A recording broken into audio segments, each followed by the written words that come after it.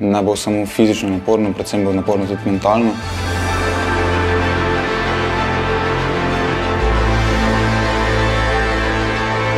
Ne želim, da me mama gleda med tem, ko trpim.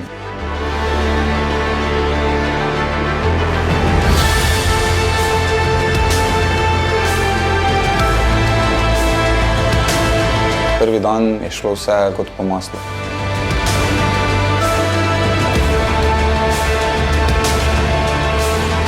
Bil sem res izčrpan. Jaz mislim, da sem bil najbolj izčrpan v življenju do zdaj.